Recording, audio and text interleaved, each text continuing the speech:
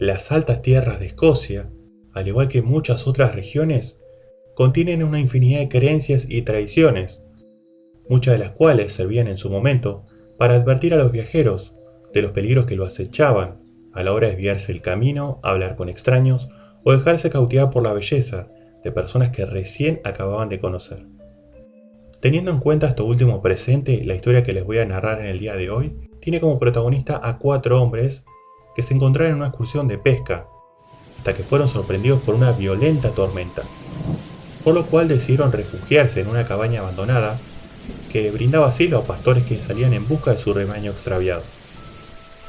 Luego de comer parte de lo que habían capturado ese día, uno de los hombres decidió sacar su gaita y ponerse a tocar. Al compás de la música los demás danzaban. Sin embargo, él mencionó, en voz alta, que lamentaba que no hubiera, aquella noche, doncellas con las cuales compartir tan digna velada. Como si el destino hubiera querido que sus palabras fueran escuchadas, automáticamente entraron a la cabaña 4 hermosas doncellas, 3 de las cuales acompañaron a los bailarines y una al músico, sentándose a su lado. Lo miraba con actitud tímida y él, como podrán imaginar, hacía alarde de sus habilidades como músico.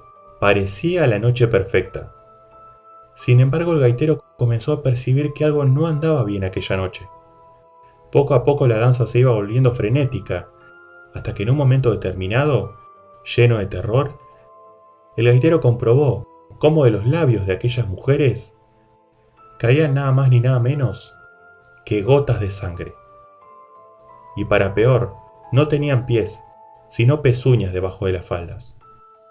Automáticamente tiró la gaita y fue a esconderse a un cuarto contiguo, y quien hasta entonces era su compañera, iba detrás de él con intención de atraparlo, encontrándose finalmente con la puerta en las narices. Por alguna razón él comprendió que en aquel lugar se encontraba a salvo, tal vez por los elementos de labranza, muchos de los cuales eran de hierro y alejaban a este ser. Aún así ella permaneció del otro lado acechándolo durante toda la noche, hasta que los primeros rayos del sol se abrieron paso en la cabaña y ella desistió y se marchó.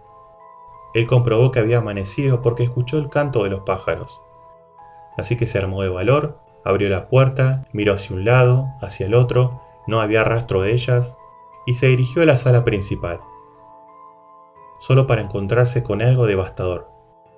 Ahí, sobre el suelo, yacían los cuerpos sin vida de sus amigos, y sin siquiera una gota de sangre, pues las Beauvansit se habían servido su sangre hasta vaciarlos por completo.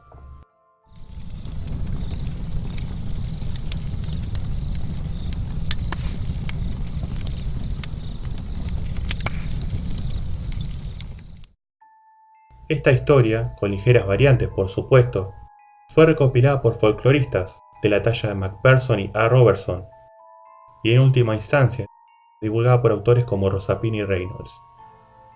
De ella podemos extraer elementos interesantes.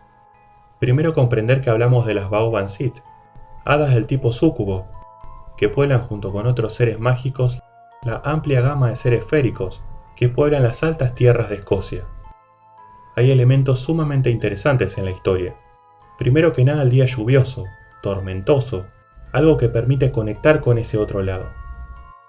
Los elementos de hierro, de labranza, en este caso, que alejaban a las Beauvansit, y la actitud seductora pero peligrosa por parte de las hadas.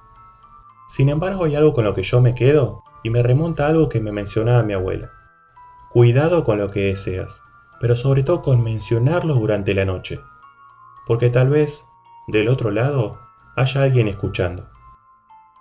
Gracias por acompañarme a compartir estas historias, anécdotas y leyendas mágicas junto al fuego.